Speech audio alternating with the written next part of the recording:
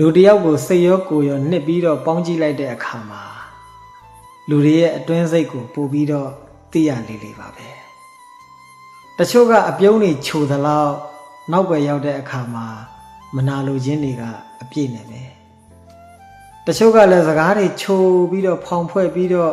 ချွတ်ချွတ်နဲ့နဲ့တွေနဲ့လူကြားကောင်းအောင်ဝမ်းသာအောင်ပြောနေတတ်ကြတယ်ဒါပေမဲ့ဟန်ဆောင်ဖုံးကွယ်ခြင်းကတချို့ကကြတော့လေကိုယ့်ရဲ့အောင်မြင်မှုလေးတွေကိုယ့်ရဲ့ကောင်းကွက်လေးတွေကိုကြည့်ပြီးတော့အားကြတယ်ဝမ်းသာလိုက်တာလို့ကြားကောင်းအောင်ပြောပြီးတော့နောက်ွယ်ကြတဲ့အခါမှာအတင်းပြောနေတတ်ကြပြန်သေးတာလူတွေကသိကြောက်ဖို့ကောင်းတယ်တချို့ကြတော့လဲအားမငင်နဲ့တော့ငါတို့ရှိတယ်အမြဲတမ်းအားပေးနေမယ်လို့ဖြေသိမ့်တယ်လို့နှစ်သိမ့်တယ်လို့နဲ့ကြားကောင်းအောင်ပြောပြီးနောက်ွယ်ကြတော့ဟားတိုက်ပြီးတော့လောင်ရည်နေတတ်ကြသေးတာတချို့လူတွေကတိတ်ကိုမှဟန်ဆောင်ကောင်းကြတာတချို့အပြုံးတွေကလည်းအရန်ကြောက်ဖို့ကောင်းပါတယ်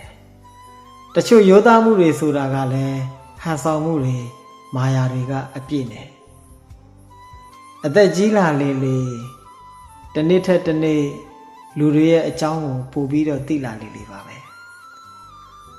တကယ်တမ်းကျတော့ကိုယ်စီမှာဘာမှမရှိဘူးဆိုရင်ကိုယ်ဘေးမှာလည်းဘယ်သူမှရှိမှာမဟုတ်ပါဘူးဒီအမှန်တရားကိုလက်ခံထားနိုင်ဖို့လိုတယ်ဒါကြောင့်ကိုပြည့်စုံနေတဲ့အချိန်မှာကိုဘေးမှာဝိုင်းဝိုင်းလည်နေတဲ့လူတွေထက်ကိုမရှိတဲ့အချိန်ကိုပြိုလဲနေတဲ့အချိန်ကိုကြရှုံးနေတဲ့အချိန်မှာကိုဘေးမှာကြံနေတဲ့လူတွေကိုပို့ပြီးတော့တန်ဖိုးထားပါပို့ပြီးတော့ချစ်ပါပို့ပြီးတော့အလေးပေးဆက်ဆံပါအသက်ကြီးလာတာနဲ့အမျှဘဝကပြိုတဲ့ဘက်ကိုသွားနေတာမဟုတ်ဘူးအိုတဲ့ဘက်ကိုသွားနေတာမာတဲ့ဘက်ကိုသွားနေတာမဟုတ်ဘူးနာတဲ့ဘက်ကိုသွားနေတာဒါကြောင့်အသက်ကြီးလာရင်ပါကျုပ်ဆရာတော်ကြီးပြောသလိုပဲအနာခံနိုင်အောင်လေ့ကျင့်ထားပါ